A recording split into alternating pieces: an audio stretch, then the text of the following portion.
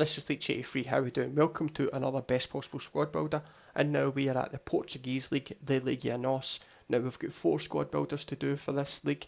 We're going to do the top 3, and then we're going to do the final squad, which is the best possible squad for the league.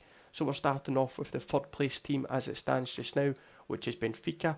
Now their team isn't too bad, a couple of highlights, a couple of lowlights, and what I'm going to do is rather go through the full team for you, is just to pick out a couple of players that I'd recommend and a couple of players that I would recommend to steer clear of when it comes to building your ultimate team going forward.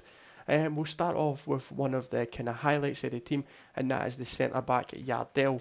He's only got 63 pace, but he's got 83 defending and 82 physical. In the 3 games that I played, he picked up a goal and also got an assist for me as well. And he feels pretty solid at the back, although he's not the paciest, but he's very the goal he tucked away from me was an absolute screamer and took me well by surprise. Now, Lewis Sal is the direct opposite of Yardell.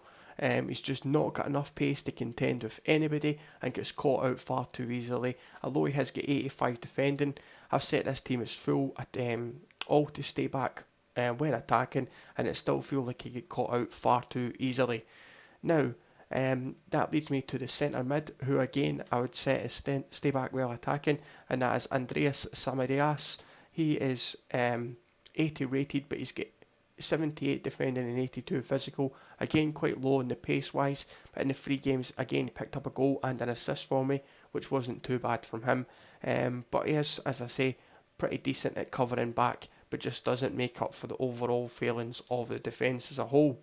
Now, on to a couple of highlights for the team, and that is Eduardo Salvio. First of all, he's got 4-star weak foot and 4-star skill moves, feels very confident in the ball, and although he didn't do much for me in the 3 games I played, if I played with this team more, I probably would have used him a bit more and been a wee bit more direct with him, because he does feel very good with the ball at his feet. That also is the same regards for this guy Piazzi. At the cam position, he's also got 4-star skills, 4-star weak foot, and in 3 games I played, he scored 1 goal. He's got 82 pace, and it feels actually like he's a wee bit quicker than that. He actually feels pretty decent on the ball as well, which isn't too bad, and that's exactly what you would want for this team.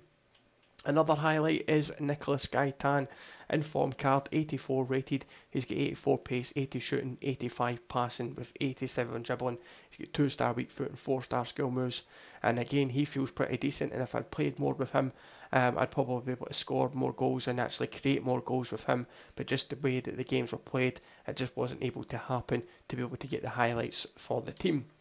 Now, one of the lowlights on the team, again before we finish off, is Adel Tarapt. The reason I'm putting him as a low light, even though he's got 5-star skill moves, is the guy has got absolutely no work rate, and he's also got no stamina whatsoever in game. He says they're medium low, this is well being low, because when you get the ball at his feet, he's just not good enough.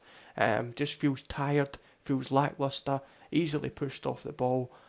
Just wouldn't recommend him whatsoever when it comes to building any sort of team. If you want to build a team with a skiller, then there's many other better players in this league to use, and many other better Moroccans that I would use before I use this guy.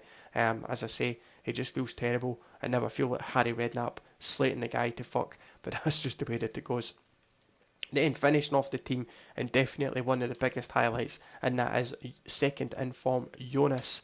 Paid 21,000 for him, and in the 3 games I played, he scored 2 goals. He's got 79 pace, which isn't the highest, but he's got 87 shooting and 87 dribbling, and the guy is a fucking monster.